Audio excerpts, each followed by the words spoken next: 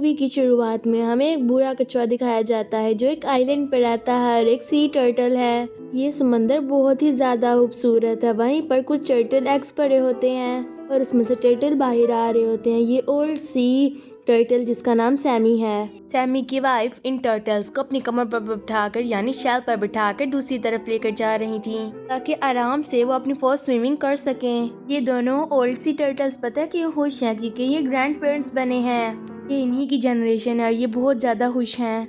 इन्हें ज्वाइन करने के लिए यहाँ पर ग्रे सी टर्टल आता है।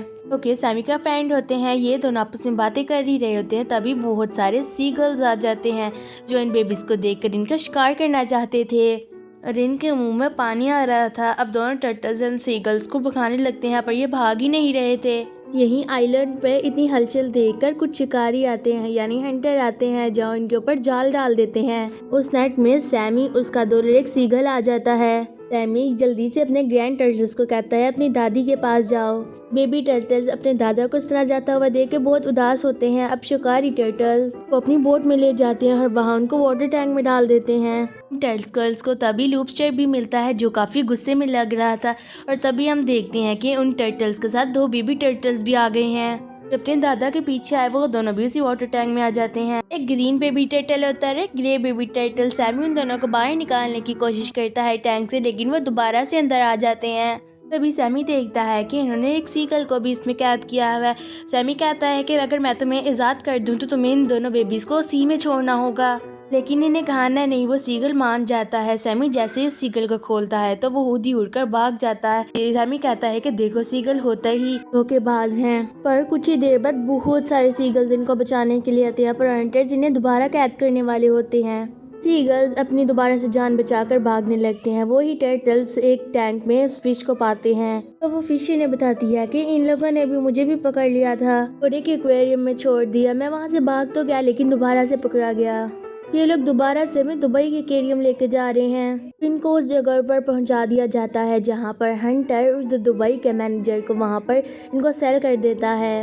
उन बेबी टर्टल्स को टैंक से बाहर निकाला जा रहा होता है तो वो बहुत डर जाते हैं। वो डरी छुपे रह जाते हैं। अब सैमी और उसके दोस्त को अंदर वाटर एक्वेरियम में डाल दिया जाता है। वहाँ पर लोग उन्हें देखने आते हैं और बहुत खुश होते हैं, लेकिन वो दोनों ओल्ड टर्टल उस चीज से खुश नहीं थे क्योंकि वो अपनी जिंदगी के कुछ दिन आराम से गुजारना चाहते थे, ना कि उस एक्वेरियम में।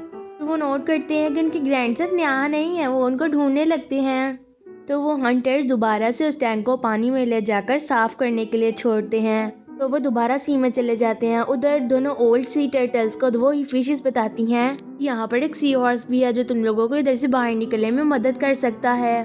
सी हॉर्स इन्हें मिलता है। अब सी हॉर्स इन्हें एक ऐसी जगह पर ले आता है जो कि सीक्रेट जगह थी। इन्होंने अपनी ही केव बनाई हुई थी और वो कुछ टनल टाइप खोद रहे थे ताकि इधर से निकला जा सके। उधर बेबी टर्टल्स अपने ग्रैंड मदर को ढूंढने की कोशिश करते हैं। अभी उन्हें समंदर में बढ़ते हुए एक बेबी ऑक्टोपस मिलती है जो कि बहुत प्यारी और अच्छी होती है। इनमें बहुत अच्छी दोस्ती हो जाती है। वो बेबी ऑक्टोपस इन दोनों को अपनी मॉम ऑक्टोपस के पास लेके जाती है। मॉम ऑक्टोपस बेबी ऑक्टोपस से पूछते हैं कि आप दोनों में दोस्ती कैसे हुई, तो वो बताती है कि ये अपने ग्रैंडफादर को ढूंढ रहे हैं।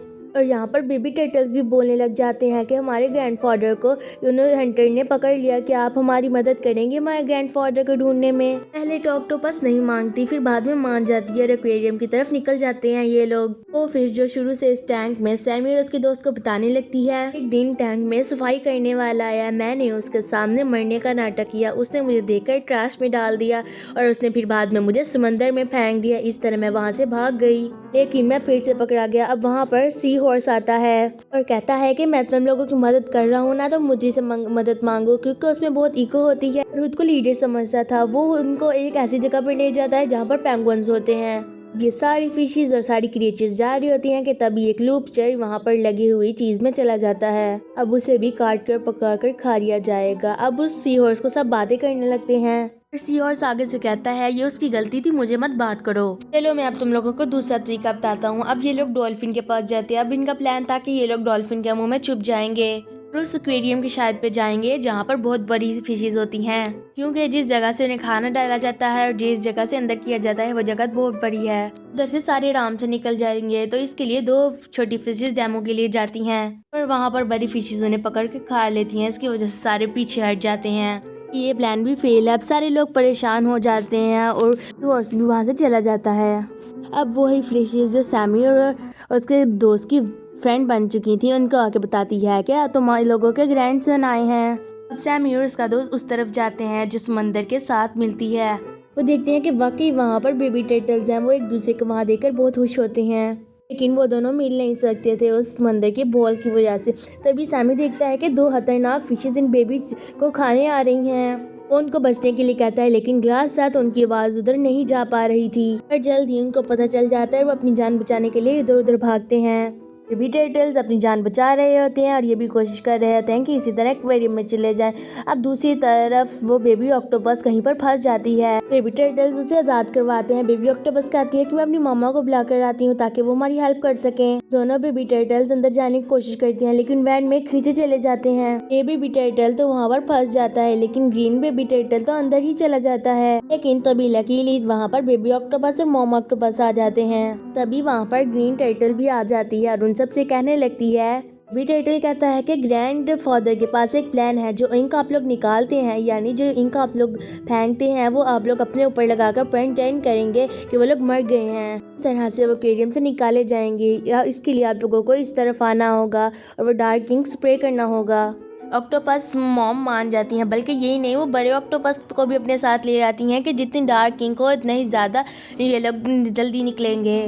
میں آپ کو ان کے پلان کے بارے میں بتا دوں، جہاں پر سیمی اور اس کے دوست ہوتے ہیں اس کے نیچے ہی وینٹ ہوتا ہے۔ بیبی ٹرٹل اور باقی آکٹوپس اسی وینٹ کے دوسری طرف ہوتے ہیں، اور تھوڑی اسپیس ہونے کی وجہ سے بلیک انک اوپر کو آ سکتی ہے۔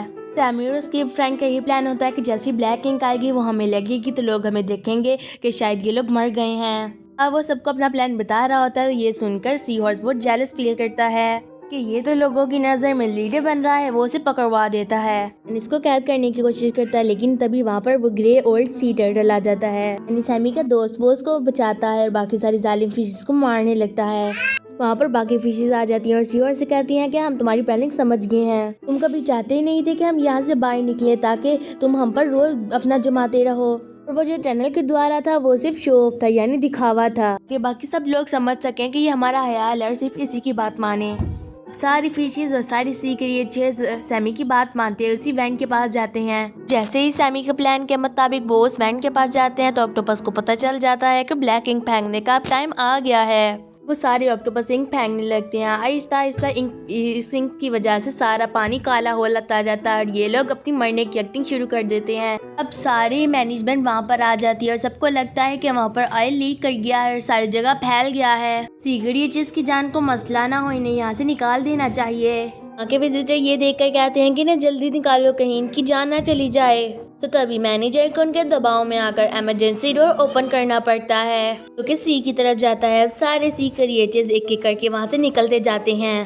وہ لوپشر بھی جو وینٹ میں کھینچا گیا تھا وہ زندہ تھا، وہ سب پہ اٹیک کرتے ہوئے وہاں سے باہر نکل آتا ہے۔ اس سے پہلے کہ ڈور بند ہوتا، اب سارے سی کریچرز سی میں آ کر بہت خوش ہوتے ہیں۔